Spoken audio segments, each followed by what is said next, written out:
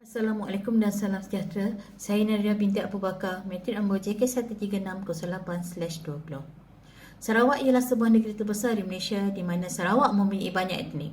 Salah satunya adalah Iban yang merupakan salah satu subetnik terbesar dalam masyarakat Dayak yang tinggal di Sarawak.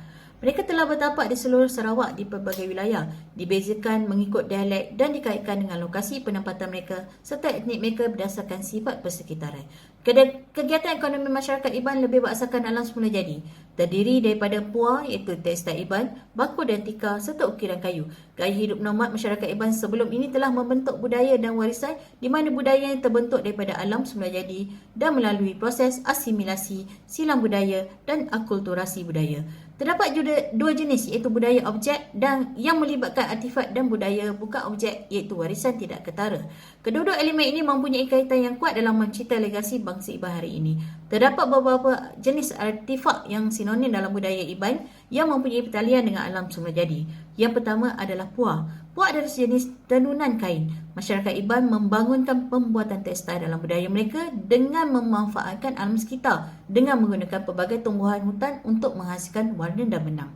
Yang kedua adalah bako dan tikar. Anyaman merupakan kemahiran penting bagi wanita Iban. Ia terdiri daripada raga iaitu jenis kantung kecil dan baka iaitu bako simpanan. Penciptaan bako ini dipengaruhi oleh kegiatan ekonomi tradisional mereka seperti menanam padi. Bako digunakan untuk menyimpan hasil padi. Bahan yang digunakan adalah seperti rotan, danan, riadah, memban dan buluh. Mengenyam tikar juga sebagai artifak budaya. Bahannya juga dari tumbuhan semula jadi seperti memban, rotan dan mengkuang. Dan motif tikar Iban diilhamkan daripada meniru motif flora dan fauna. Yang ketiga adalah ukiran kayu. Kaum Iban juga menghasilkan artifak budaya berasaskan kayu. Jenis kayu seperti tebelian sering digunakan oleh masyarakat Iban. Kayu tebelian digunakan kerana ia tergolong dalam koleksi kayu keras berkualiti tinggi dengan nilai pasaran yang tinggi. Ianya tumbuh dengan banyak dan mudah didapati di hutan Borneo. Contoh artifak budaya Iban yang dikenal pasti menggunakan kayu ini ialah lupa manang iaitu kotak dukun yang digunakan untuk menyimpan azimat. Artifak budaya ini dibuat daripada kayu kulit tebelian. Pada hari ini, kita dapat melihat hasil-hasil kaum Iban ini selain untuk kegunaan sendiri turut dijual sebagai hiasan kepada penggemarnya. Oleh itu, ekonomi masyarakat Iban di Sarawak masih menggunakan tumbuhan semula jadi sebagai asas pengeluaran mereka.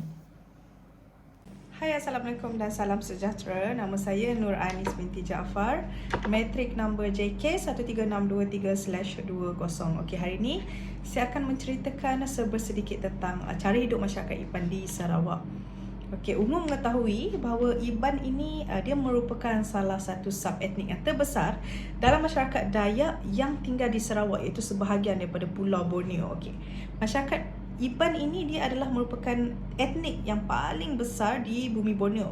Mereka ni telah bertapak di seluruh Sarawak, di pelbagai wilayah Pantai Kuching, Saribas, Krang, Lemanak, Batang Lupa, Lundu dan sebagainya. Okey, kumpulan etnik ini kita dapat bezakan mereka ini melalui dialek yang dikaitkan dengan lokasi penempatan mereka. Okey, kegiatan ekonomi masyarakat Iban ini dia terdapat dua jenis budaya lah.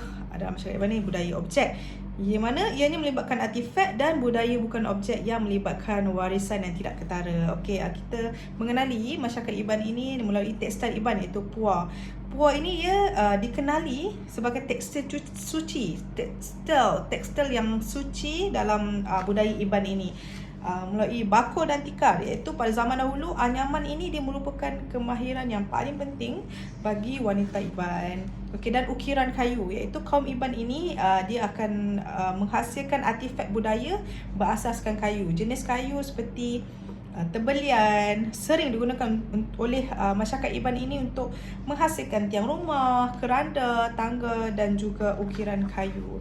Okey, tapi hari ini saya akan berkongsi dengan anda semua berkenaan dengan sistem kepercayaan, mitos dan budaya material oleh masyarakat Iban yang mungkin ramai yang tidak tahu bahawa agama tradisional masyarakat Iban ini adalah berdasarkan konsep pantheon, jiwa, impian, kewajipan ritual, perayaan, pemujaan seperti penanaman dan penyembuhan padi, amalan sistem petanda dan petanda burung. Ini memang dipercayailah oleh masyarakat Iban.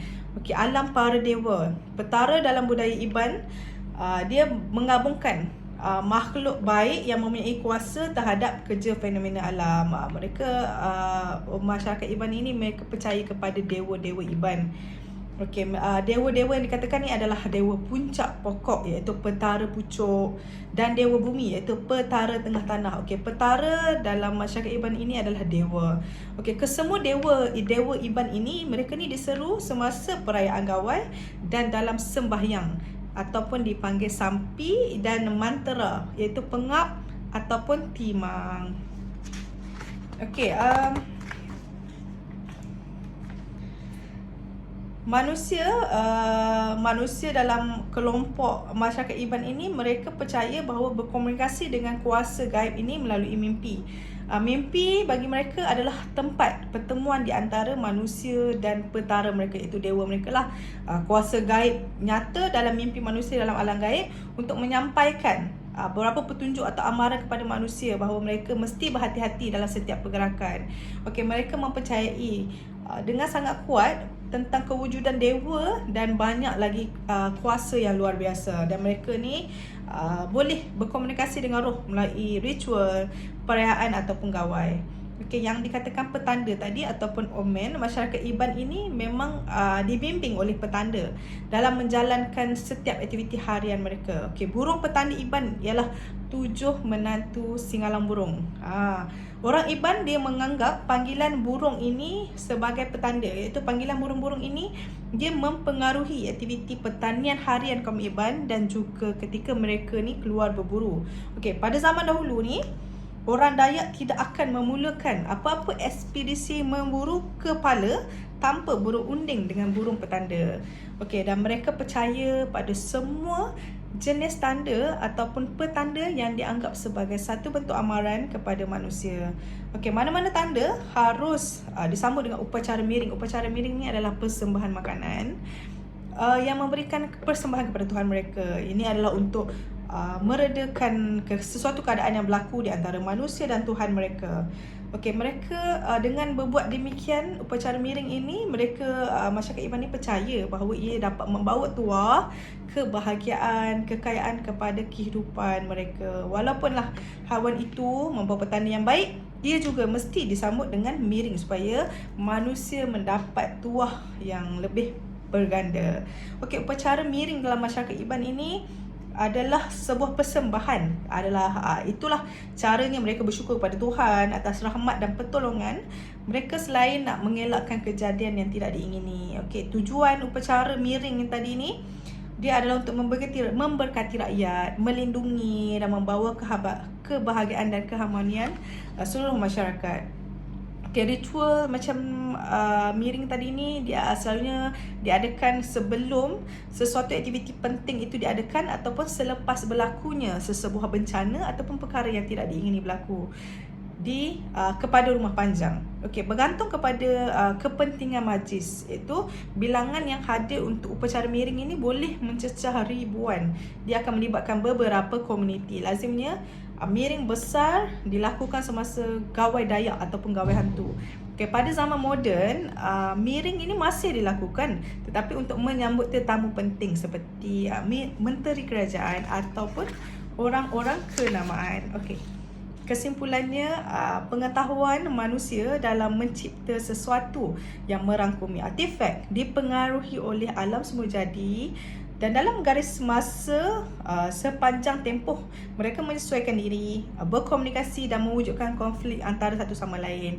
Okey, kita percaya juga intelek manusia ini dipengaruhi oleh fitrah manusia yang hidup berkelompok dengan persekitaran seperti banjaran gunung, muara sungai, laut dan sebagainya. Okey, penempatan sebegini telah melahirkan budaya awal manusia. Okey, upacara sesaji dalam masyarakat Iban juga dia bukan sahaja sebuah upacara di mana untuk memuja kewujudan kuasa luar biasa, tapi untuk menyelesaikan pelbagai masalah ataupun kemelut yang melanda, dan juga sebagai sebuah tempat pertemuan masyarakat Iban dan bertujuan di sana bertujuan untuk bertukar-tukar pandangan, bertukar pendapat, pengalaman serta rahsia untuk mendapatkan kehidupan yang lebih baik dan matlamat yang diingini. Okey, sekian, terima kasih.